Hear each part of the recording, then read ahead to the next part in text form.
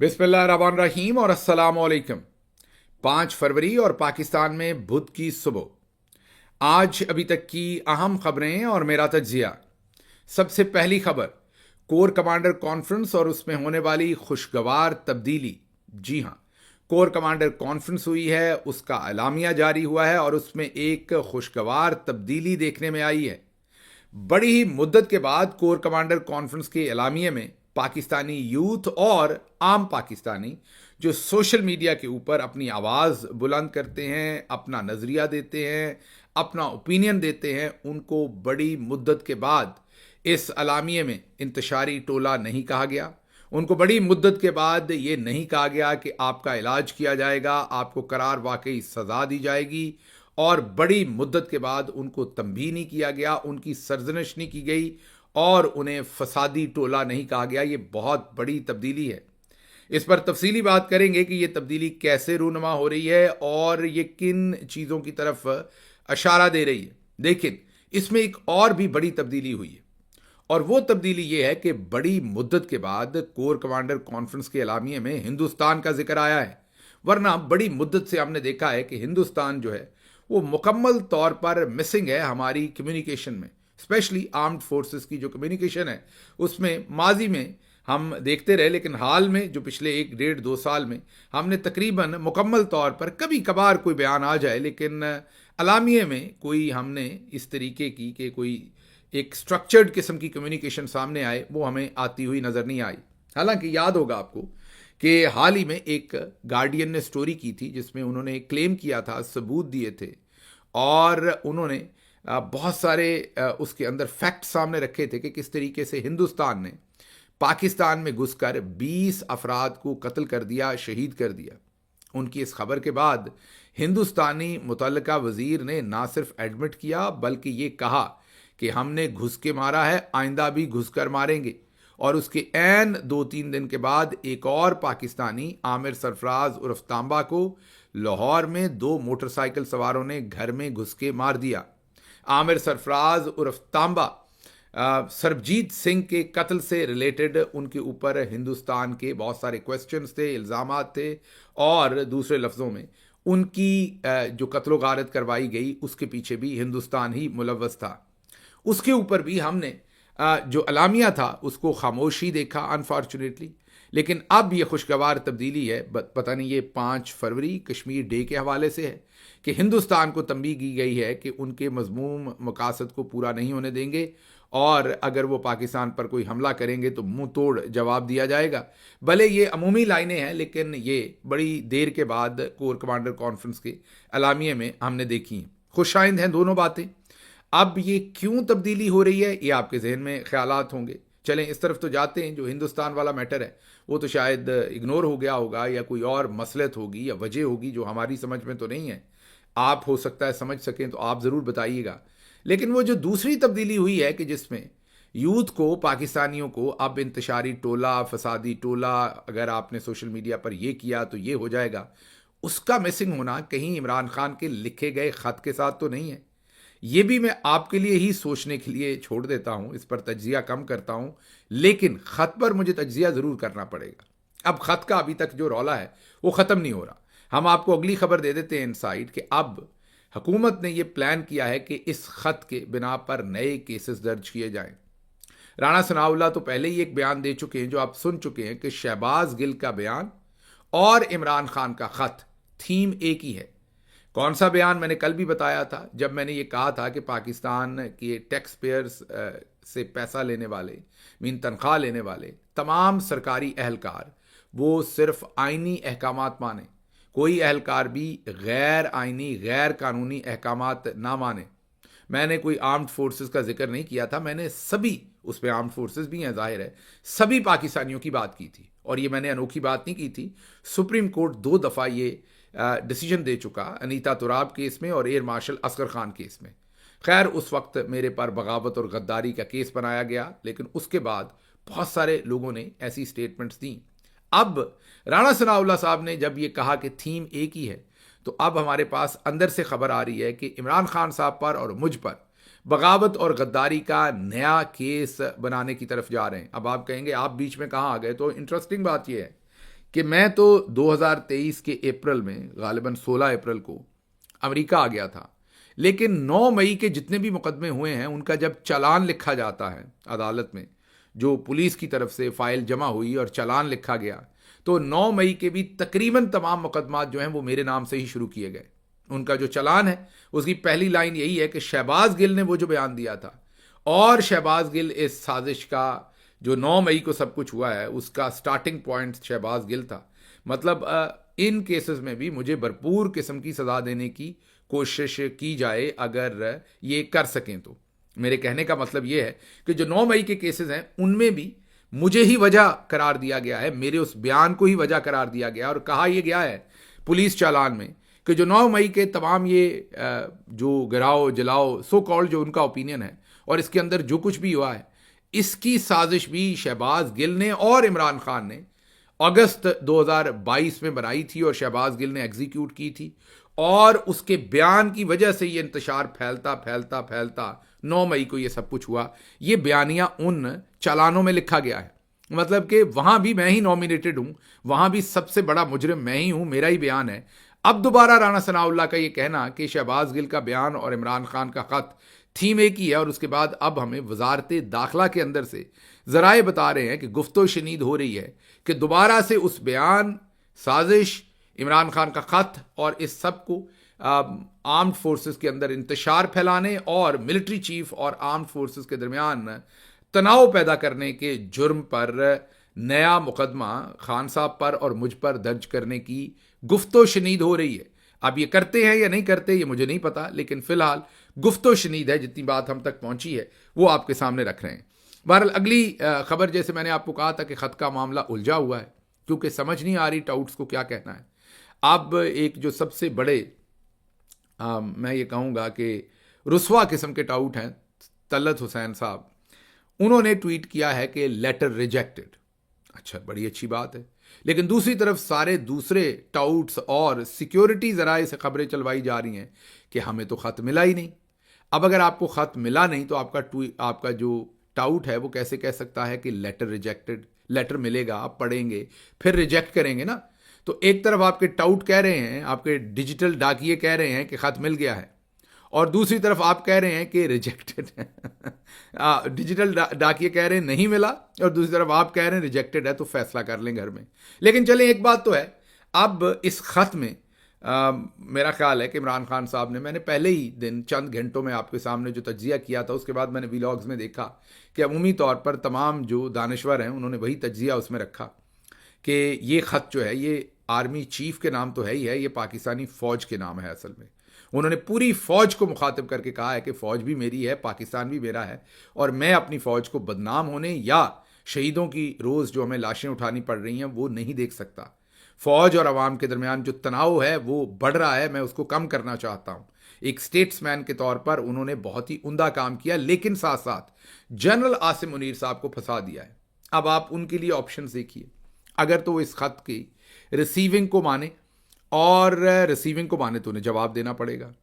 اس لیے پہلے تو انہوں نے یہ بیانیہ چلوایا آسمہ شرازی صاحبہ جیسی ٹاؤٹ صحافیوں سے کہ یہ خط جو ہے یہ عمران خان کا سرنڈر ہے، وہ معافی مانگ رہے ہیں، وہ لیٹ گئے ہیں، ان کا بیانیہ جو ہے وہ ختم ہو گیا ہے، ان کو واشنگٹن میں بدلتی ہوئی ہوائیں نظر آ گئی ہیں، اس لیے وہ ملٹری سے درخواست کر رہے ہیں کہ مجھ سے بات کریں، ملٹری مطلب کہ آرمی چیف سے درخواست کر رہے ہیں، اور انہوں نے اس میں یا 2 اور انہوں نے اس پہ کسی قسم کا اور نام نہیں دیا، جنرل ڈائر نہیں کہا، تو یہ عمران خان کا ڈپارچر ہے۔ پھر تھوڑی دیر کے بعد یاد آیا کہ نہیں یہ تو کام خراب ہو گیا، پھر کہا کہ نہیں، عمران خان انتشار پھیلا رہا ہے فوج اور چیف کے درمیان میں، عوام اور فوج کے درمیان میں یہ انتشار ہے، تو یہ بیانیہ۔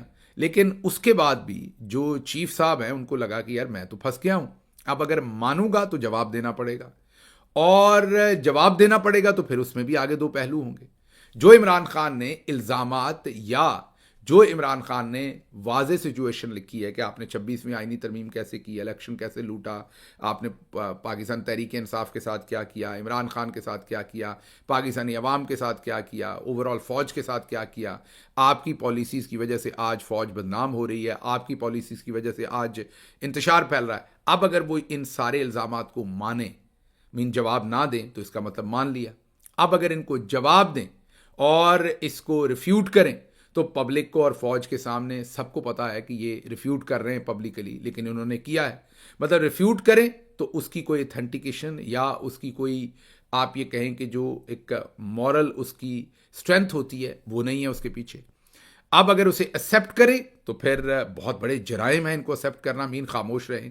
تو اس لیے میرا خیال ہے کہ ان کو کسی کم پڑھے لکھے پٹواری نے یہ مشورہ دیا کہ جناب آسان بات یہی ہے کہ آپ کہیں ہمیں خط ہی نہیں ملا. اب عمران خان نے تو آپ کے سامنے جو ہم نے ٹویٹ رکھا اس میں تو یہ لکھا ہوا ہے اوپن لیٹر. اب مجھے لگتا ہے عمران خان کو ایک خط لکھنا چاہیے جس میں انہیں اوپن لیٹر کو ایکسپلین کرنا چاہیے کہ اوپن لیٹر کیا ہوتا ہے اور وہ کس کس کو ملتا ہے اور کیسے ملتا ہے. جب پوری عوام کو مل گیا، ہر گھر گھر میں مل گیا، بلکہ جنرل ریٹائرڈ زاہد محمود کہہ رہے ہیں کہ مل گیا ہے آرمی چیف کو خط، اور ادھر ٹاؤٹ طلعت حسین کر رہے ہیں ریجیکٹڈ، ٹاؤٹ آسمہ شرازی صاحبہ کہہ رہی ہیں کہ لیٹ گئے ہیں، درخواست کر لی ہے، اور عسکری ذرائع کہہ رہے ہیں کہ خط ملا ہی نہیں. تو یہ ذرا گھر میں فیصلہ کر لیں. اگر آپ کہیں گے تو عمران خان ایک اور خط لکھ کر بتا دیں گے کہ اوپن لیٹر کیا ہوتا ہے. اچھا جی، اگلی خبر جو ہے وہ طارق متین صاحب کا بھی ایک کامنٹ یہ بتا دیں کہ عمران خان نے جو آج خط لکھا ہے کہ اسٹیبلشمنٹ ملک لوٹنے والوں کے ساتھ کھڑی ہو گئی ہے، کم و بیش یہی بات مجھ سے جنرل ندیم انجم کے بارے میں کیا گیا ٹویٹ ڈیلیٹ کرواتے وقت ایک افسر نے خود کہی تھی. یہ طارق متین صاحب نے کلیم کیا ہے. اچھا جی، اگلی خبر بھی بڑی امپورٹنٹ ہے اور وہ ہے مڈل ایسٹ کی. صدر ٹرمپ کی جو بات چیت ہوئی ہے نیتن یاہو اور امریکہ سے، جو ان کا اوپینین ہے وہ بڑا خطرناک ہے، اور اس سے لگ یہ رہا ہے کہ شاید وہ یہ چاہتے ہیں کہ جو غزہ کی پٹی ہے وہ اس پر امریکہ جو ہے وہ کنٹرول کر لے پورا، اور جو وہاں پر رہنے والے فلسطینی ہیں ان سب کو مصر یا اردن یا دوسرے ملکوں کے اندر جو ہے وہ پناہ گزین کے طور پر بسا دیا جائے. انہوں نے ایک حوالہ بھی دیا کہ یہ کتنی بڑی میز ہے، اس کے اوپر یہ ایک پین ہے، اور اس پین کی جو ٹپ ہے، اتنا حصہ میز کو اگر مڈل ایسٹ کہا جائے تو پین کی جو ٹپ ہے وہ صرف اسرائیل کے پاس رقبہ ہے، تو وہ رقبے کے لحاظ سے بہت چھوٹا ملک ہے، اسے مزید رقبہ چاہیے. تو انہوں نے بہت ڈائریکٹ یہ بات نہیں کی مین کے بالکل خاص لفظوں میں، لیکن ان وے کر بھی دی ہے کہ انہوں نے یہ کہا ہے کہ وہاں سے فلسطینیوں کو جو ہے وہ انخلا ہو جائے اور ان کو پناہ گزین کے طور پر دوسرے ملکوں میں بسا دیا جائے، اور یہ سارا خطہ جو ہے وہ اسرائیل کو مل جائے. اس کے ساتھ ساتھ انہوں نے سعودی عرب کے بارے میں بھی ایک بڑی سٹیٹمنٹ دی ہے، اور وہ سٹیٹمنٹ ایسی دی ہے کہ سعودی عرب اب مشکل میں پھنس گیا ہے. سعودی عرب کے بارے میں انہوں نے یہ کہا ہے کہ سعودی عرب کبھی بھی فلسطینی اسٹیٹ نہیں مانگتا. کم از کم جو میڈیا رپورٹ کر رہا ہے وہ سامنے یہی آ رہا ہے کہ صدر ٹرمپ نے، یا ان سے ایٹریبیوٹ کیا جا رہا ہے کہ سعودی عرب فلسطینی اسٹیٹ نہیں مانگتا. مطلب کہ سعودی عرب بھی اس بات میں اوکے ہوگا. انہوں نے یہ کہا تو نہیں، لیکن کانٹیکس یہی ہے کہ کیونکہ سعودی عرب کی کوئی ایسی سٹانس نہیں ہے کہ فلسطین کی اسٹیٹ ہونی چاہیے، تو اگر غزہ سے بھی ان کو نکال دیا جائے تو سعودی عرب ول بی فائن. اس پر سعودی عرب نے فوری طور پر رسپونڈ کیا ہے کہ نہیں، جب تک فلسطینی اسٹیٹ کا کوئی فیصلہ نہیں ہو جاتا سعودی عرب کسی بھی ایسے معاملے کو ہینڈل نہیں کرے گا، یا ایکسیپٹ نہیں کرے گا، یا سپورٹ نہیں کرے گا، کیونکہ سعودی عرب پھنس گیا. ہو سکتا ہے بیہائنڈ دا سین کوئی ایسی انڈرسٹینڈنگ ہو یا نہ ہو، مجھے نہیں پتا. یا اسرائیل کو حال ہی میں آپ نے دیکھا ہے کہ سعودی عرب UAE وہ تمام مل رہے تھے، وزرائے خارجہ ان کے وزراء مل رہے تھے، کافی زیادہ جو ہے وہ گرم جوشی آ گئی تھی ایک دوسرے کے ساتھ انٹریکشن میں.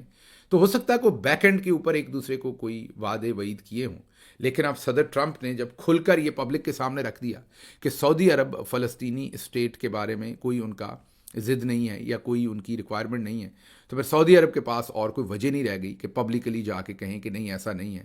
اب دوسرے لفظوں میں انہوں نے یہی کہہ دیا کہ سعودی عرب کا اب کہنا ایسے ہی ہے کہ صدر ٹرمپ غلط بیانی کر رہے ہیں.